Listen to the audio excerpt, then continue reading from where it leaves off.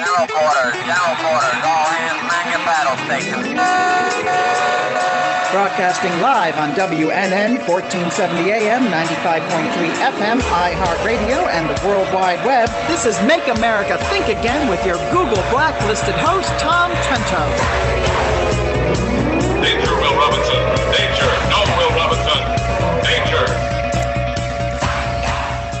All right, be careful as you're driving your automobiles on I-95 listening on 1470 AM. Tom Trento here, the Trento Hour, where we make America think again.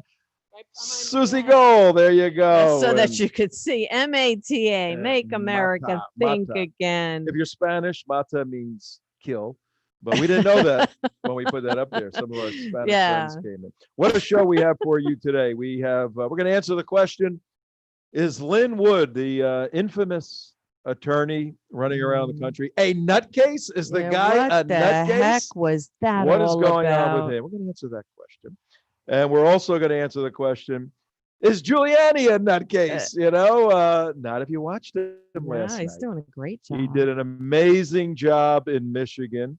And so we're going to answer those two questions. Then we're going to look at whether or not it's time to release the real Kraken, the patriots in America, the former military, police, good old Southern boys and Northern boys. And is it time to get ready for a physical response against Antifa, Black Lives, all these crazy leftist groups, as they're starting to feel even more and more important? Is it time to organize a civil revolt of any sort? We're gonna look into that.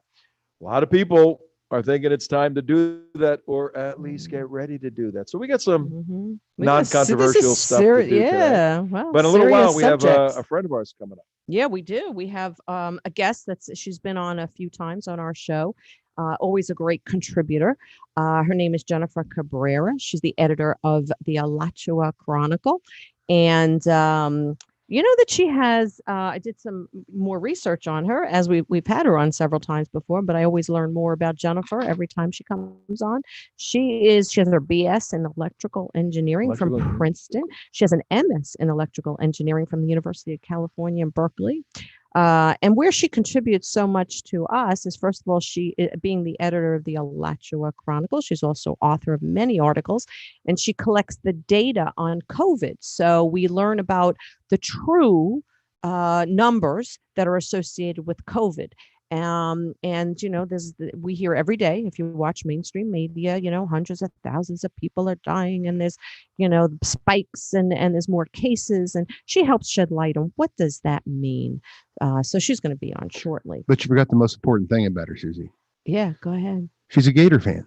She's a huge Gator fan. She's a Gator fan. I mean, that she's all there you go. Forget all those degrees and COVID. Not the Gator fan. Go Gators, Gator fan. Yep. I have a lot of respect for her. If she went to Berkeley, and came out normal. in a former life, I did business with the city council in Berkeley. That's what it's known by for people in California. Berkeley. What a totally asinine town that is. And if she went so there left wing, really on the left, made it through as a conservative, sane woman, I give her a lot of credit. They talk about free speech, and that they're all about let's accept everybody, love everybody, and welcome everybody. But except if somebody's conservative and they come to Berkeley, they burn it up. Exactly. Crazy. All right, crazy so things. let's we have a big idea. The big idea is keep the faith, baby, or keep the faith. Keep the faith. The reason why is yesterday, both the hearing last night, and it was a nighttime hearing. It went from about 7 o'clock, 8 o'clock to about 11 o'clock. Giuliani and Jenna Ellis, the attorneys for the president, presented their evidentiary case to the House in Michigan, House committee. The day before was a Senate committee, and they presented their case as to why Giuliani is pushing for the legislature in Michigan to start an investigation. Giuliani last night simply wanted to stimulate an investigation by having a preview, a rehearsal of all the evidence. He had 4 or 5 witnesses, and he had a binder. He said, I got 200 witnesses in here. You need to start an investigation. You cannot certify. You need to reclaim your constitutional power, Article 2. You're the ones who elect ultimately. If there's a problem, you're the ones who select electors to send them to Washington and to vote for whoever you think is the real president. So he did that last night. We're going to talk about it. But why is the big idea keep the faith? Because I think last night was a further setback in the president, Giuliani, the president becoming the president again. This election is going to be taken away from him. And we'll talk about why I think that. And then earlier in the day, Lin Wood, the Georgian attorney, infamous or famous, however you want to look at it, attorney, had a press conference with no press and no conferencing. It wasn't. It was a rally, really. It was a rally, yeah. It was a rally with Sidney Powell, and then Vernon Jones was there, the Democrat congressman from Michigan. We got to get, from Georgia. We got to get in touch with him. And that whole thing went off the rails, ladies and gentlemen, and that was a further setback in the president actually getting elected truly on December 14th, ultimately January 20th. And therefore, with these 2 setbacks yesterday, in our show today, we're going to explain why there's setbacks. You got to keep the faith. You got to keep the faith and realize we're in a spiritual battle for America. We got to keep moving forward. And in light of all these obstacles, there's a lot of work we need to do that's very, very positive. Well, I'm going to disagree with you on I think there's going to be something else come out, because what I've been noticing is, like the truck driver, for example, these people are arrogant. They got in a hurry, which means they got sloppy and left a whole bunch of evidence, like the truck driver. They got in a hurry to deliver these ballots because they got in a rush to deliver them across state lines, and they forgot the little things like the transport slip, and they forgot the little things like how to get them there and who to trust. They got in a big old hurry, and they made a lot of huge errors, and there's going to be a lot more truck driver people come out that are just going to give us. And when I'm talking about the truck driver, the guy who had the ballots delivered from New York to Pennsylvania. Jesse Morgan, the truck driver you're talking about, yeah. And the arrogance and the arrogance is coming across in the poll workers, and you're seeing the arrogance come across where they're just, attacking these people, attacking all Republicans. They just got arrogant, sloppy, and in a hurry. But that's why I'm right on this, because these are real whistleblowers. These are people that were working for the other side coming over. Their lives have been destroyed. They're getting threatened all over the place. Melissa Carone had to get a new phone number, get off social media. She's got 2 kids, 2 degrees, had to move out of her house.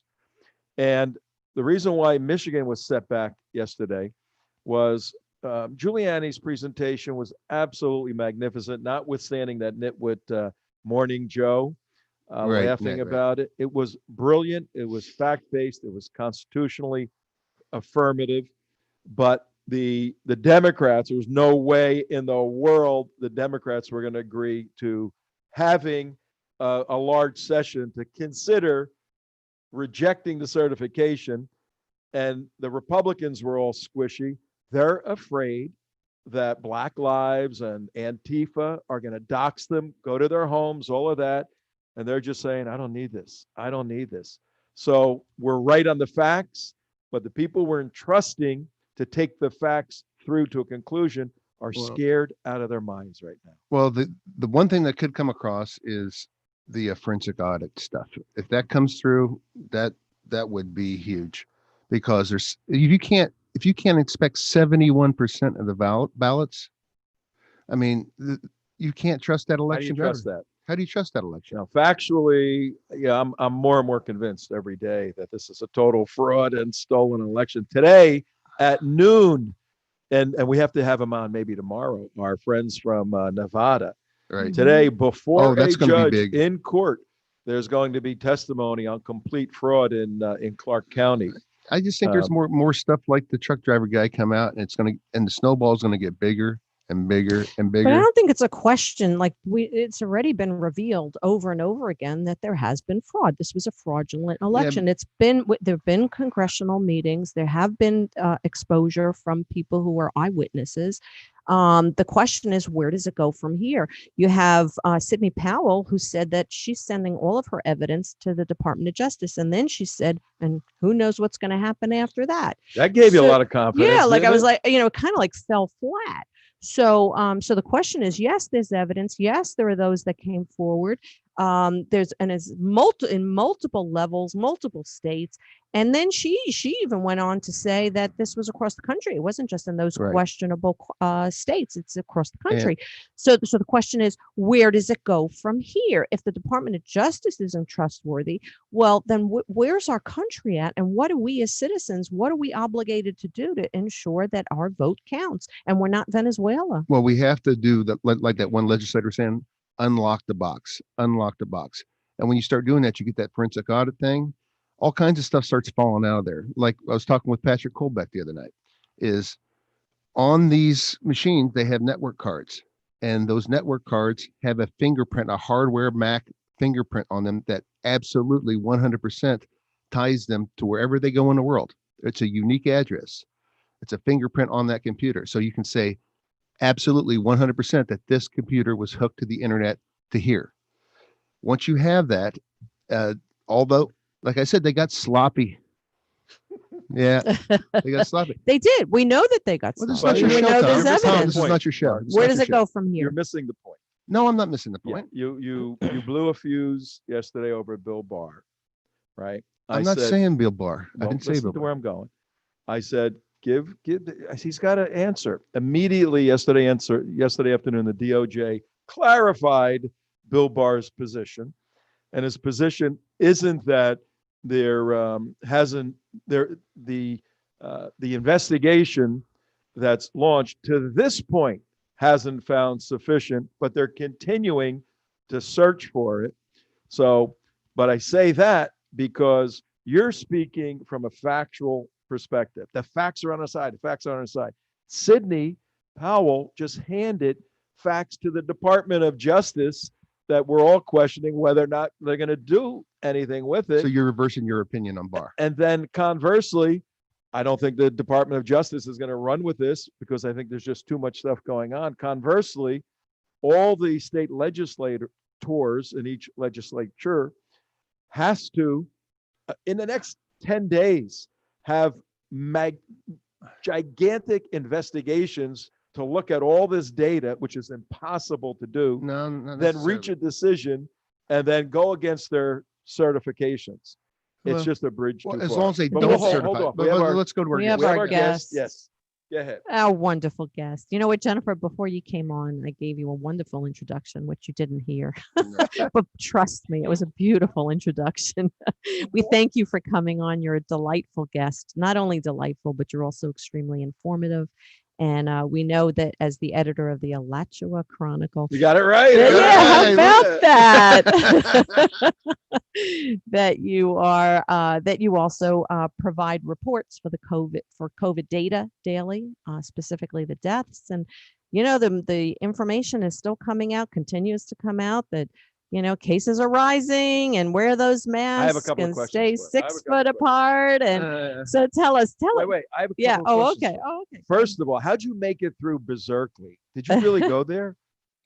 So I went there. It was the late 80s, and even then it was pretty crazy, but I was in the engineering department, which is way off on one side of campus. And I would just kind of walk through the rest of campus and look around at all the weird people. And the whole engineering department was very, very normal. So I just kind of hung out over there. Okay, that makes sense. I go, she's a normal person, Jennifer. How'd she make it through Berkeley? No, so it's one of the top 3 electrical engineering schools in the country. It's MIT, Berkeley, and Stanford. So yeah, it was a very good choice as a school. It was just a bizarre culture there. It's bizarre. That's I, actually what Tom In a described. former life, I did The business. funny thing is that when I visited to make my decision on grad schools, I visited on Halloween and I couldn't tell who was in costume and who was Exactly. No, exactly. In the 90s, I guess. No, in the early 2000s, I did business with the city council of Berkeley, and we used to walk away from there going, these people are really insane. I mean, we were trying to contract with the city, and they had a rule that you had to use gas from this one African country for public cars, and because they were boycotting SO and all these other just crazy stuff. And so they had to buy their gas from this third world country, gasoline for their public vehicles.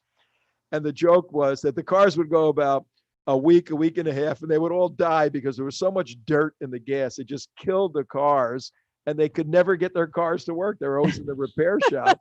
And we used to look at that. We were conservatives back then and go, this is the stupidity of the liberals. For some ideology, they sacrifice reality. But here's my question for my Wuhan question for you. I know some folks who have to watch their elderly parents who are in their 90s, and people are saying to them, you better not go anywhere. It's getting worse in Florida. For the sake of your parents, you better be careful. Jennifer, help us out here. So there's two different questions there, right? I mean, obviously, if you're responsible for taking care of the elderly and you think they might be vulnerable, then you have to be extra careful, and you probably shouldn't be going out into crowded indoor situations and situations like that where you could get it truly, if you're getting infected, could kill somebody else. You should be careful. So that's a separate question from, is anything crazy going on in Florida? And the answer to that is no.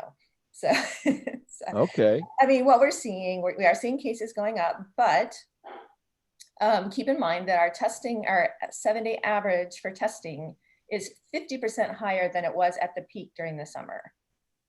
So you have to scale all the cases by that. I mean, we're just testing an insane number of people. And so, for example, the peak in the summer was around 15,000 cases a day. So we'd have to get to 22,000 to be at that same level. And so, yeah, things are going up. People traveled. We're going to see some increases in positivity rate. There's nothing really scary going on. The hospitalizations is, we're seeing a lot of story about hospitalizations going up in Florida, and they are. But there's also new therapeutics like remdesivir, Regeneron, the Eli Lilly product that all have to be administered in the hospital, even though two of them are for outpatient use, but they have to be done by infusion. And it turns out there's really no other good option besides they were all distributed to hospitals. So I have to assume they're being administered in hospitals. But anyway, if you look at, so the FAU tracker has fantastic charts. I encourage everybody to check it out. But one of the more interesting things is hospital beds. And you can see that hospital beds are at a peak since, there's only maybe a couple other days since July that we've had that many peak. But the number of COVID occupied hospital beds is about half what it was. Oh, whoa, wait a minute. Oh. That needs to wait a minute. Yeah. So the overall number of hospital beds is increasing. And then the assumption is, those are COVID related, but you're saying they're not. Where are they coming from? It's normal. I mean, at the peak, we were strongly discouraging all kinds of elective surgeries and that sort of thing. It's fairly normal hospital use for this time of year is what we're seeing. And, yes, the COVID and hospitalizations are increasing, but we're not seeing any, and also ICU is low actually. So what we're seeing is that these are hospitalizations possibly for therapeutics. And they're not really, not yet anyway, going over into increased ICU use. Can I ask a question? Yeah. I'm going to make sure I understand this. You're saying that because the testing is more available and more easily done. I know that because 4 months ago, I tried to go get a test. I couldn't find one. Now they're all over the place. Yeah, it's like on a guy in the corner. Yeah. Come here. Get a test. He wanted $5. He goes, I'll give you a test. Here's $5. Yeah, I know. And so And plus, you had to wait like 2 or 3 days, a week to get it back. Now they're like 5 minutes. Here you go. Boom. Okay. You don't have it. Move on. So that's one reason is there's just a lot more tests going out there. Is that correct?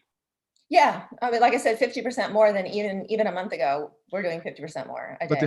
But the hospital beds are increasing because everybody was afraid to go in the hospital because of their elective surgeries and everything else. Now all that stuff's just now catching up. And so that's the reason. The thing is, hospital beds have stayed pretty flat. If you go look at their chart, it's amazing. It's really pretty flat. There's really no big, I mean, all the panic porn about hospital, there's no real change in overall hospital bed use. And the third most important question is the governor of the state looking at your stuff, or do you know that someone in his administration is looking at your stuff? Because he's getting some good information because he's keeping the state open. So, nah, I don't believe against a lot of pressure too. Nah, I don't believe. Go away. He is a ton of pressure. He's getting every major newspaper in the state is writing pieces about how he needs to, and reporters are screaming questions at him. He needs to, lock down statewide mask mandate, more rules, close things down. Otherwise, everybody's going to die. He's getting a ton of pressure. He is standing up to it. He does follow the work of Rational Ground. He looks at our charts, but perhaps more importantly, this only happened this week, but it's going to be important going forward. One of our best data analysts at Rational Ground, Kyle Lamb, is now working for the fantastic. Oh, great. Fantastic. One of the things that you said, Jennifer, last time when you were on is that, regarding the ages, that it was, really those people that are going to have more critical that's a good question. situations are those that are the elderly. Are we still seeing that trend? And you had also said that the virus was weakening as time goes on, as the season progresses, that the virus was weakening. Do you still feel that way? I don't. Is that what you're seeing from data? I don't say the virus is weakening. I don't have any information about the virus itself. What we're seeing is that whether it's from so keep in mind what we can really track with the data is case fatality rates. So it depends on the number, the denominator depends on how many people are tested. So case fatality rate is dropping dramatically in every age group. It's half what it was in the summer. But it's hard to tease out whether that's because the denominator is bigger, we just have more tests, or whether the treatments are better. We know they are.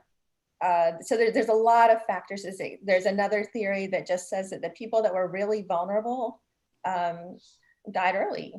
The ones basically, our last bad flu season was 2017-18.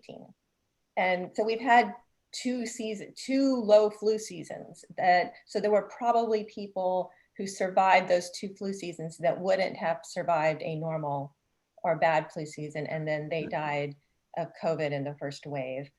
And are you seeing an influx of people coming in from other states into Florida causing that increase? Is that a factor in your equations?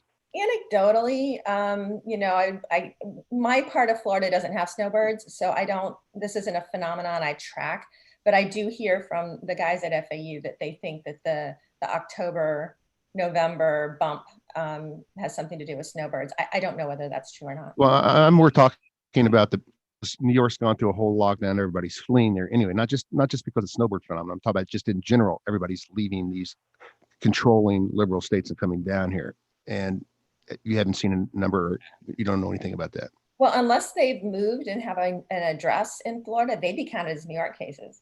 Yeah. Okay. Yeah. And those that come from New York, I know some friends that come from New York and that they are required to be tested before they leave. And then when they leave Florida, when they go back up north to test. Well, during the Thanksgiving week, I took a ride along the ocean by Florida Atlantic University. And the automobiles, the whole area in front of one of the beaches where cars were parked, there were no parking places. And I'm looking at the license plates: New York, New Jersey, Pennsylvania, Michigan, New York, New Jersey, Pennsylvania. They ran here because obviously it's beautiful, but also because it's open. They got fed up and they were all over the town. I mean, they just filled the whole town. So yes, probably some sort of factor. My one question, we got to let you go here in a second. the people that are dying, are they old people, like 90-year-old people that are dying, or who are the Yeah, people that so are dying? the median age every day, I post the median age. It's always for, for any single day's death reports. The median age is always 77 to 80, 77 to 79, somewhere in there. That's half of them older than that, half of them younger than that. Generally, as many, 80% of them are over 65. The shape always stays the same. I track this as like median age, always in the late 70s. Young age, there's always one or two young, which could be all kinds of things. That could even be cancer and having a COVID test along the way. The oldest will typically be 99 to 103, right? And then, and then some 80% of them over 65. And that's just how it always is. The shape's always the same. Now, is it because of comorbidities that they have some sort of ailment that exacerbates, the virus exacerbates, or are there pure COVID deaths where somebody's completely healthy, they have nothing, they get this thing and they die from? So we don't know because we don't ever get that information, right? And what I do know is that of the death certificates I've seen, maybe half of them were pure COVID. Half of them where something else was going on, and there was a COVID positive test at some point, not even recent necessarily. And so here's what I see when I look at the deaths, or what I predict, and it's turned out to be true so far, is that we're not going to get below 50 or 60 deaths a day, because you have people in long-term care die, right? I mean, average lifespan once you're in a skilled nursing facility is about 5 months, and we've been doing this for 8 months. So what's happening is that we're testing all of these people in long-term care every 2 weeks. That is now 8 months, 8.5 months now of every 2-week testing. At some point, you get to the point where it's almost 100% chance of getting a false positive along the way. Yeah. So these people have a very, very good chance of having a positive COVID test at some point, whether or not they were ever sick. And if they ever go into the hospital or die, they're a COVID hospitalization and a COVID death. And that's just because of the definitions that we're using. Okay. One last quick question. Yeah. All right. Through your data and statistical analysis and looking at all the numbers and everything, what do you think the chances are of the Gators beating Alabama in the SEC championship? 0. I don't do sports, but 20%. Come on. 20. Oh, okay, all right. I'll take it because they're pretty good. All right. No, I mean, Alabama is Alabama. Okay. I know. And you are not good until you beat Alabama. And I'm a big fan of Kyle Trask, and he's doing a fantastic job. And he could do it if our defense shows up that day. I know. And Pitts too. Hey, we got Pitts back. Hey, he changed the whole offense. The offense is so much fun to watch this year, and I'm loving it. And I just wish the defense was correspondingly fun to watch. I know. And there you have it, ladies and sports update from the cat lady. She provides a wealth of information. All right, Jennifer, thank you very, very much. Thank you. I called you late last night, and I so appreciate you coming on, and in such a timely way, and I know with little advance notice. So thank you so much. Happy to join you guys. All right, Jennifer. Bye-bye. Jennifer Cabrera. Yeah, great lady, yeah, smart. She's smart. She's a Gator. She's got to be smart. So, all right. Well, we have a lot to follow. She has a very sensitive but dispassionate way. She's an engineer. Yeah. So she's looking at factual material. Right. Unlike the legislators in these various cities where the hearings are taking place, some of these people are just completely spineless. They're not civil servants. They're not patriots. It's a great job. You go get this job. Yeah, you make money. You make good money. You get great benefits. Yeah, you can park. You get insurance forever. Sure. You get pensions. And it's sad with such a moment as this.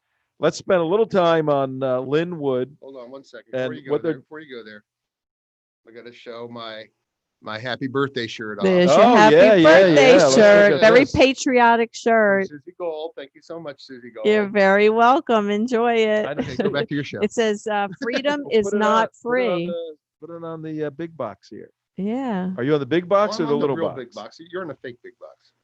Okay, it didn't come on. There we go. There- Freedom there you is go. not free. And you know what? That really fits in so well with our conversation. And so does my Newark, New Jersey police bicycle squad from my cousin who used to be one of those guys. So the great town of Newark. New Okay, back to the Jersey. show. Yeah. All right. What time is it? 9:34. I have an article that I want to get to, and we will, but we need to spend a little time here on WNN 1470 AM on your station, 96.9 95.3. For some reason, 95.3. driving to work, I have to go between both of those. Yeah, me too. I'm hitting areas that iHeartRadio, guys. Yeah, and yeah. iHeartRadio. We should do iHeartRadio. Sure. And YouTube and the United West. Go to the United West, theunitedwest.org. As I said many times, we're producing a television show. You can see all the circus here, and it's simulcast over a big radio station. We're now in Georgia. Saturday, our show will be on at 4 o'clock. But we need a little shkarol to run this operation. You know what shkarol is? We need some money. How do you know? I guessed. Shkarol is Italian for escarole, the lettuce. Right. Lettuce on the street in New York, New Jersey. Right. Lettuce is money. Shkarol is money. Escarole, but it's pronounced shkarol. Yeah, we're in Ask dire the folks need. for some shkarol. We are really in dire need, and we are still at that amount, $180,000 that we need in order to get through for the next couple of months. This is for our studio. It's for the studio. It's for equipment. It's to keep the lights on. It's to pay rent. Investigations and all the whole nine yards. There's a lot that needs to be done so that we can get information to you. And I'm sure all of our listeners recognize that you cannot get real information from mainstream media. None of them. So, we're counting on talk radio, which is us. There are a few other stations that are also reliable. We have OAN, which is reliable, Newsmax, which is reliable. That's it. Well, That's Fox it. is coming back on board tonight. Handy's kind of Hannity is right, but you have a handful. You have a handful there, but it's not like it used to be, where we could watch Fox and we had a lot more representation. We had Judge Janine, we have Laura Ingram. But Fox Business Channel's knocking it out of the park, though, with Lou Dobbs. He's had some good Maria interviews. Bartiromo. But the point is, you know what? It's limited. It really is limited with where we can get accurate information. And I don't care where you go. I don't care, what you listen to. If you listen to NBC or anything, you've got to fact check yourself. Like fact check that information, and they will try and brainwash you. We watched this morning. Was it NBC, MSNBC? But as we were watching.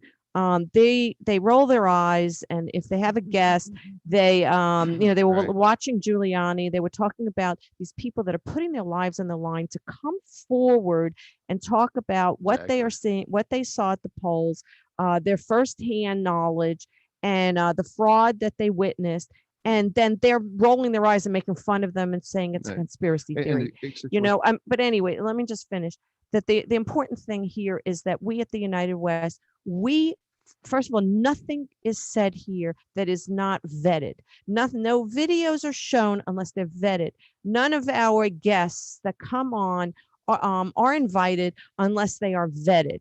And we want people that have opposing views, because not me, but Tom is a great debater.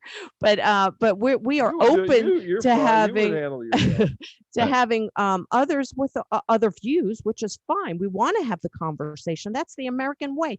Have the conversation. Let's come together. But the important thing is that what we express here is the truth. Right. And it's factual. Well, real quick to accentuate your point, let her is finish, Mark.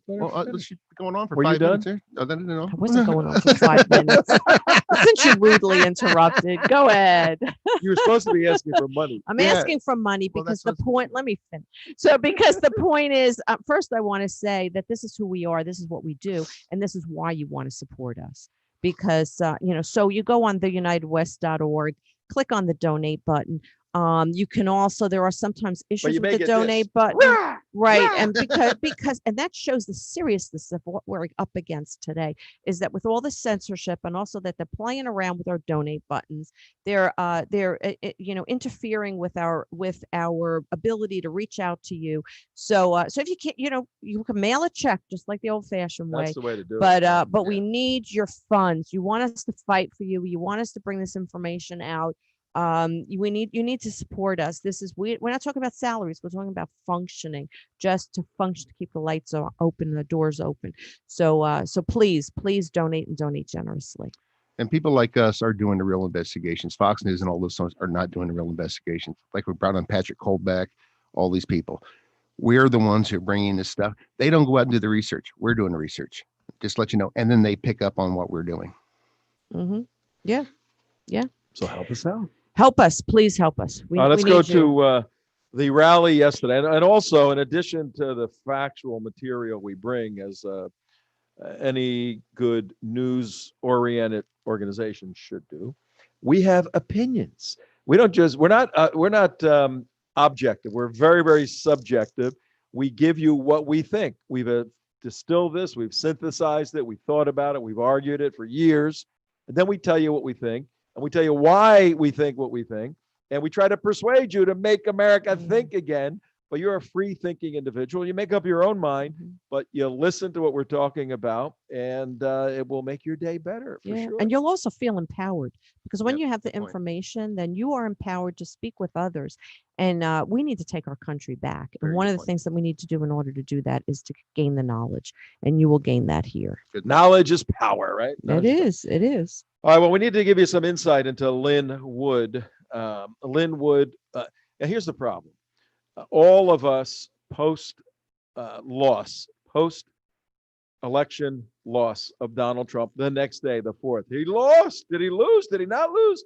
When that sense of this thing slipping away, when we went home on Tuesday evening, and he's going to win big. Monday, Wednesday, Thursday, what's going on? There is a tremendous amount of angst, of psychological disorientation, of fear. What is going to happen with the next administration? What's going to happen here? What's going to happen there?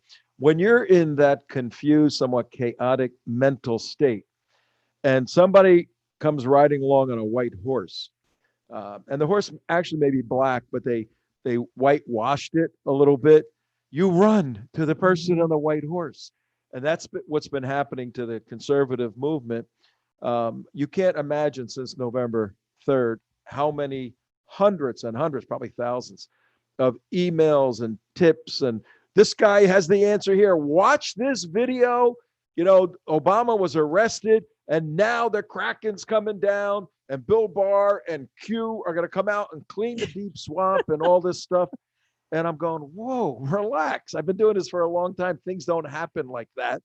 But I think that they watch too many but movies. people get excited for somebody in a white horse. Lin Wood, who made his name representing Richard Jewell back in 96, I think it was, the Olympics in Atlanta.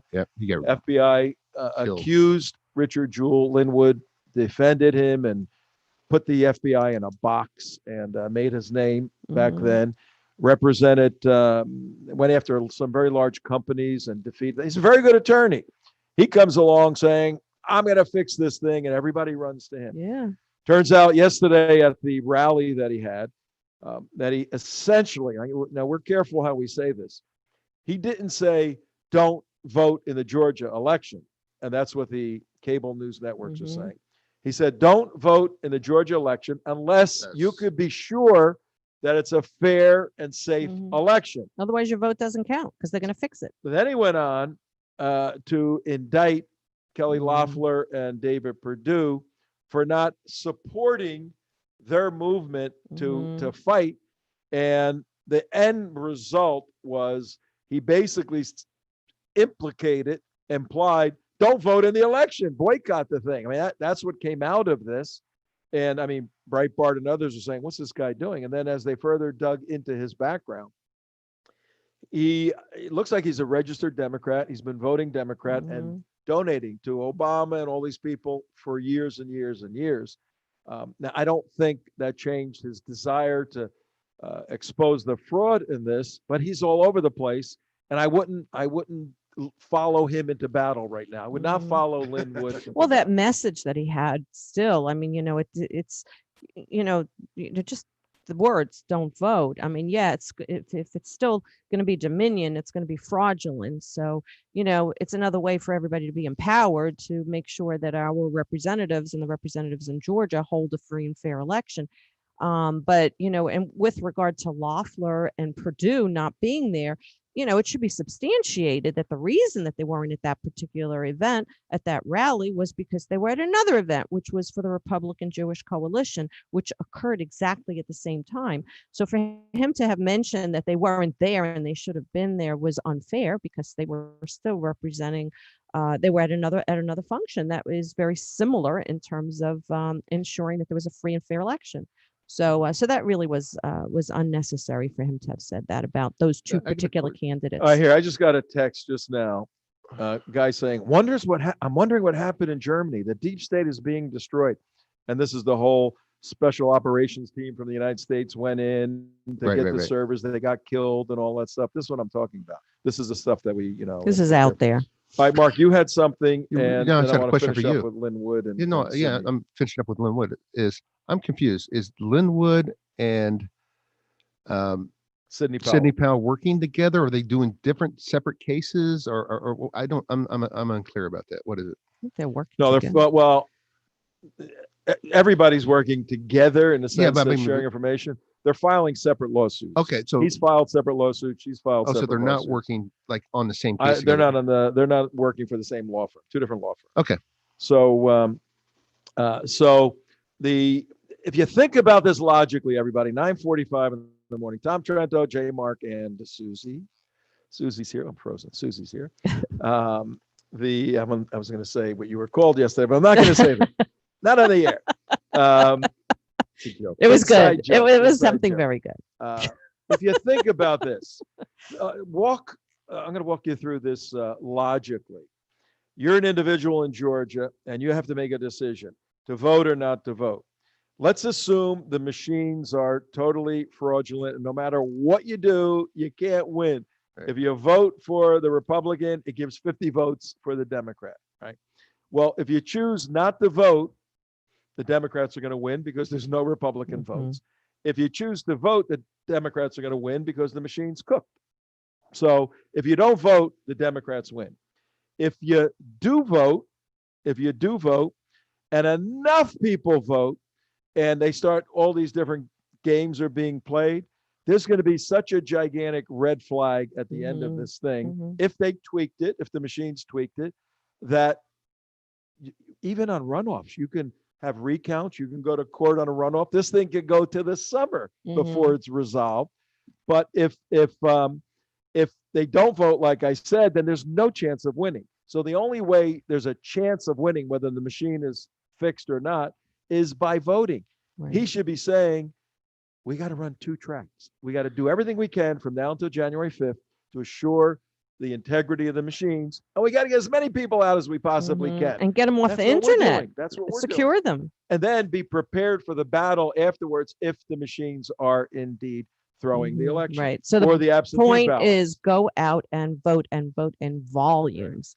Overwhelm them. And that was what President Trump had said yesterday during his he spoke yesterday. So what do you give Lin Wood? You give an A, a C, a B, a D, an F on yesterday's performance? I give him a F. F? Yeah, D minus. F? Yeah. D minus. He's a great rally speaker. Oh, the rally part was well, he did the rally, but I think he blew it in terms when he of the said objective of winning. It. Yeah, it was first of all, it was called a press conference, and it wasn't. It was a rally. I don't know who he was really, what his objective really was. I don't like that Sidney Powell said it's going to the Department of Justice, but who knows what's going to happen there. I think it fell flat. I think the only positive that came from it was that he looked like a performer to me. And he's an attorney. I want to hear facts. I want to hear, well, what are you going to do with this information? And what are where are we headed? What are we doing in a positive way to correct this thing? That's what I wanted to hear. Mark just did something up there. But what he did say, just one other message, is that what the positive that came out of it is that apparently they're going to Congress today, and they're going to have another rally in front of Congress, because he said everybody needed to be in there Georgia, yeah. in Georgia. So that's a positive that came from it. But other than that, I think it fell slap. And Sydney should have said, I have handed over a phenomenal case to Right. the Department of Justice, and I'm going to be there every second making Right. sure. She goes, I don't know what's going to happen. And then with she it." kind of like, I went, I what? don't Sydney, know. you're on the what? You came in on the white horse. You did all this great stuff. Yes. You're the prosecutor from Texas. You're the phenomenal woman. You wrote the book on how that's done, and you don't know what the DOJ is going to do with it.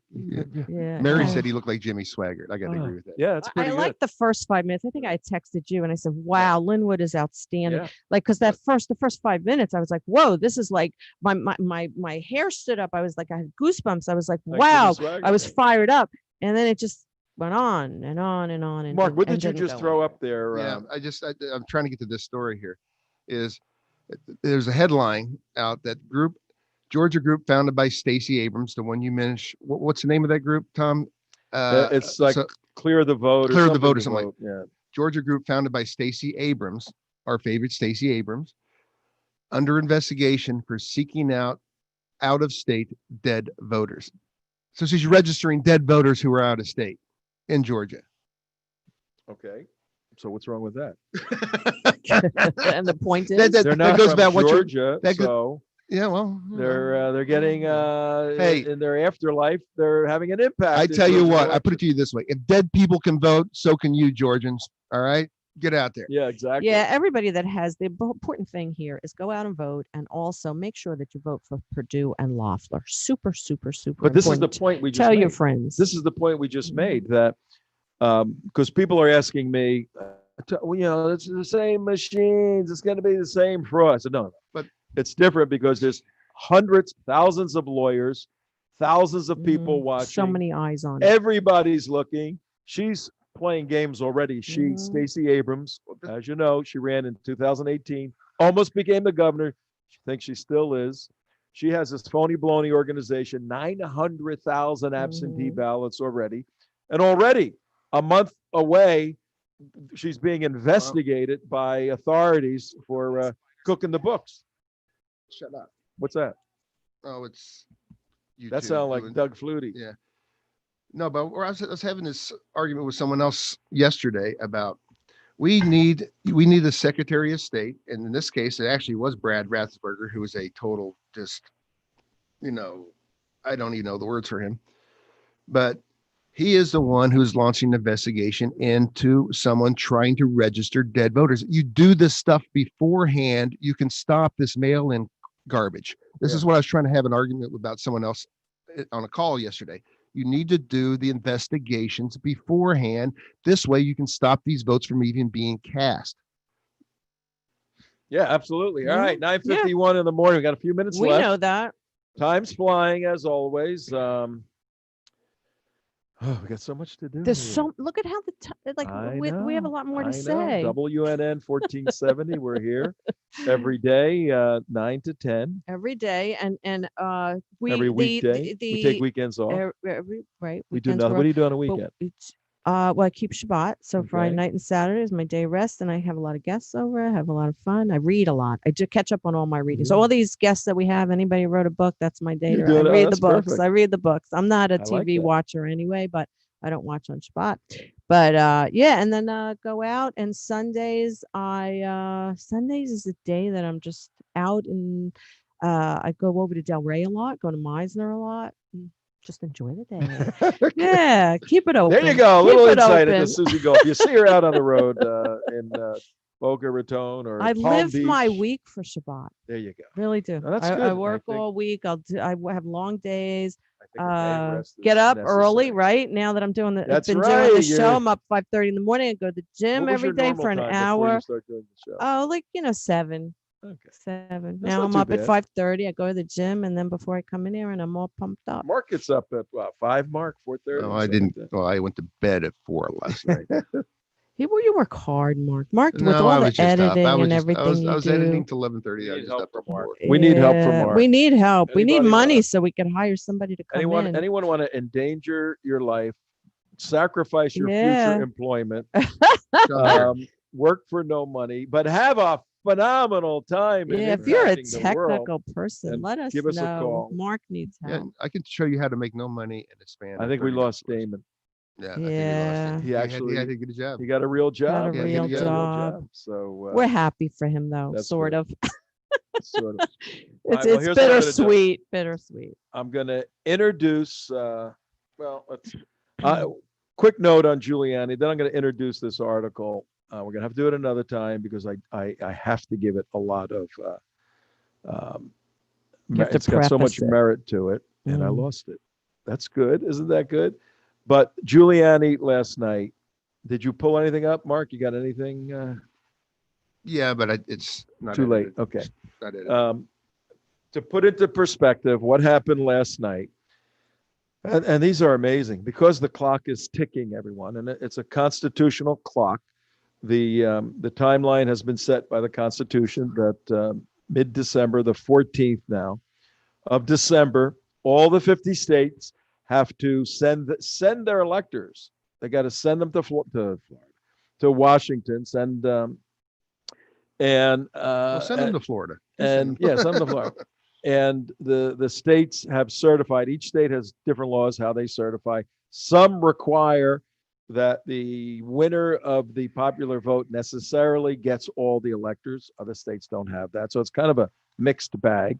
And the idea is because we're 10th Amendment country, decentralize the power. States have their own rights to run their own elections. This may be a problem in the computer age, but by the 14th, it's over. It's over, and there's really no way around that unless there is some conflict with the Supreme Court where they're deciding on a case and they need another day. They probably would get it, something like that.